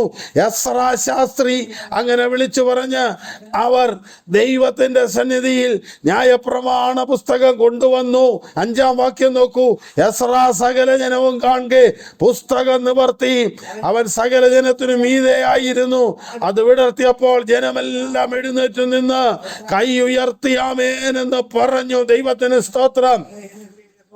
വചനത്തിന്റെ മുമ്പിൽ, ആരാധനയുടെ മുമ്പിൽ ദൈവജനം ദൈവസന്നിധിയിൽ നമസ്കരിക്കുവാനിടയായി. 8-9 വാക്യത്തിലേക്ക് വരുമ്പോൾ അങ്ങനെ ദൈവത്തിന്റെ ന്യായപ്രമാണ പുസ്തകം തെളിവായി വായിക്കുകയും വായിച്ചത് ഗ്രഹിപ്പാൻ തക്കവണ്ണം അർത്ഥം വ്യാഖ്യാനിച്ചു കൊടുക്കുകയും ചെയ്തു. എസ്ര ശാസ്ത്രിയായിരുന്നെന്നാ പറയുന്നത്. എസ്ര ശാസ്ത്രി. ആരാ ശാസ്ത്രി? ദൈവത്തിന്റെ വചനം ന്യായപ്രമാണത്തിൽ പുരോഹിതന്മാർ, ശാസ്ത്രിമാർ, പരീശന്മാർ. പുരോഹിതൻ അവരുടെ ആലയത്തിലെ ശുശ്രൂഷ ചെയ്യുന്നവൻ. പരീശൻ വചനം ഇഞ്ചിന് വിടാതെ അനുസരിക്കുന്നവൻ. ശാസ്ത്രി ദൈവവചനം ആഴമായി വ്യാഖ്യാനിക്കുന്നവൻ. അപ്പോൾ എസ്ര ശാസ്ത്രിയായിരുന്നു. അതുകൊണ്ട് ന്യായപ്രമാണം ദൈവവചനം എങ്ങനെ വായിച്ചു? തെളിവായി വായിച്ചു. എന്ന് പറഞ്ഞാൽ വിക്കിയും മുക്കിയും മൂളിയും ഒന്നുമല്ല, വചനം വായിക്കുന്നത് തെളിവായി വായിച്ചാൽ വ്യാഖ്യാനിക്കാൻ എളുപ്പമുണ്ട്. ഇല്ലെങ്കിൽ പ്രസംഗിക്കുന്നവനെ കൂടെ കുഴയ്ക്കും. ന്യായപ്രമാണം ദൈവത്തിന്റെ വചനം തെളിവായി വായിക്കണം. വായിച്ചിട്ട് വായിക്കുന്നതിന്റെ അർത്ഥം പറഞ്ഞു കൊടുക്കണം, വ്യാഖ്യാനിക്കണം. ആ വ്യാഖ്യാനത്തിലാണ് ദൈവവചനത്തിന്റെ ആഴങ്ങൾ. ദൈവത്തിന് സ്തോത്രം. ആ തിരുവചന ഭാഗങ്ങൾ ഉപദേശിച്ച് ലേവ്യർക്ക് കൊടുത്തു കഴിഞ്ഞപ്പോൾ ദൈവത്തിന് സ്തോത്രം, ജനം വചനത്തിന്റെ മുമ്പിൽ കരയാൻ തുടങ്ങി. നന്നായി വചനം വ്യാഖ്യാനിച്ചു കൊടുത്താൽ അനുതാപവും പ്രത്യാശയും പാപബോധവും പശ്ചാത്താപവും ഉണ്ടാകുകയും ക്രിസ്തുവിലേക്ക് ജനം നടക്കുകയും ചെയ്യും. എസ്ര ദൈവവചനം പ്രസംഗിച്ചു. വചനത്തിന്റെ മുമ്പിൽ ജനം നിലവിളിച്ചു. മാനസാന്തരത്തിന്റെ അനുതാപത്തിന്റെ അനുഭവം വന്നപ്പോൾ എസ്ര പറയുന്നു, നിങ്ങൾ ദുഃഖിക്കരുത്. ഇന്ന് ദുഃഖിക്കേണ്ട ദിവസമല്ല, നിങ്ങൾ സന്തോഷിക്കണം. യഹോവയിങ്കലെ സന്തോഷം നിങ്ങളുടെ ബലമാകുന്നല്ലോ. ദൈവത്തിങ്കലെ സന്തോഷം ദൈവജനത്തിന്റെ ബലമാകുന്നു. നമ്മുടെ കണ്ണുകളെ തിരുവചനത്തിന് മുൻപാകെ അടയ്ക്കാം. ഒരു നിമിഷം പ്രാർത്ഥനയ്ക്കായി നമ്മെ ഒന്ന് ഏൽപ്പിക്കാം. ദൈവത്തിന്റെ വചനമാണ് ദൈവജനത്തിന്റെ ഹൃദയത്തിന് രൂപാന്തരം വരുത്തുന്നത്. ആ തിരുവചന സത്യങ്ങളുടെ മുമ്പിൽ എസ്ര ന്യായപ്രമാണത്തിന്റെ പൊരുൾ തിരിച്ചപ്പോൾ ജീവിതങ്ങളുടെ ഹൃദയത്തിനകത്ത് അനുതാപമുണ്ടായി. പുസ്തകം അതുവരെ തുറന്നിട്ടില്ല. പുസ്തകം തുറന്നപ്പോഴാണ് അതിനകത്തെ ആത്മീയ യാഥാർത്ഥ്യങ്ങൾ മനസ്സിലായത്. പെരുന്നാളുകൾ കഴിക്കാറുണ്ടെന്ന് മനസ്സിലായത്. മുന്നോട്ട് വായിക്കുമ്പോൾ 9-ാം അധ്യായം നമ്മൾ കാണുന്നത് ഒരു നീണ്ട പ്രാർത്ഥനയാണ്. എസ്ര 9, നെഹമ്യ 9, ദാനിയേൽ 9. കരുത്തന്മാരായ 3 ഭക്തന്മാരുടെ പ്രാർത്ഥനയാണത്. എസ്ര 9, നെഹമ്യ 9, ദാനിയേൽ 9. അപ്പോസ്തല പ്രവൃത്തി 8, 9, 10. 3 കരുത്തന്മാരുടെ മാനസാന്തരം രേഖപ്പെടുത്തിയിരിക്കുക. 8 ശൗൽ, 8 കന്ദക്കാരാജ്ഞിയുടെ മഹാനും മാന്യനുമായ ഷണ്ണൻ, 9 പൗലോസ്, 10 കൊർണേലിയോസ്. 9, 10, 8, 9, 10 അധ്യായങ്ങൾ. അതുപോലെ പഴയ നിയമത്തിലെ 3 പുസ്തകങ്ങളിലെ 9-ാം അധ്യായം പ്രാർത്ഥനയാ. ദൈവത്തിന് സ്തോത്രം. അപ്പോൾ വചനം തുറന്നു വായിച്ചു. 9-ാം അധ്യായം കഴിഞ്ഞ അടുത്ത ഭാഗത്തോട്ട് വരുമ്പോൾ അവർ 1 യാമത്തോളം വചനം വായിച്ചു. 1 യാമത്തോളം അവർ അവരുടെ പാപങ്ങളെ ഏറ്റു പറഞ്ഞു. 1 യാമം എന്ന് പറയുന്നത് 3 മണിക്കൂറാണ്. 3 മണിക്കൂറോളം ദൈവവചനം കേട്ടിട്ട് അടുത്ത 3 മണിക്കൂർ ദൈവസന്നിധിയിൽ കരയുകയാണ്. എന്ന് പറഞ്ഞാൽ ഒരേറ്റുപറച്ചിലിന്റെ അനുഭവത്തിലേക്ക് വരുന്നു. ഈ 8-ാം അധ്യായം വചനം കേട്ടപ്പോഴാണ് ക്രമീകരിക്കേണ്ട വിഷയം പിടികിട്ടിയത്. അവർ ക്രമീകരിച്ച് ചില രേഖകൾ എഴുതി ഒപ്പുവെക്കുക. അതാണ് അവിടെ കാണുന്നത്. നമ്മുടെ കണ്ണുകൾ തിരുവചനത്തിന് മുൻപാകെ അടയ്ക്കാം. ഒരു നിമിഷം പ്രാർത്ഥനയ്ക്കായി നമ്മെ ഒന്ന് ഏൽപ്പിക്കാം.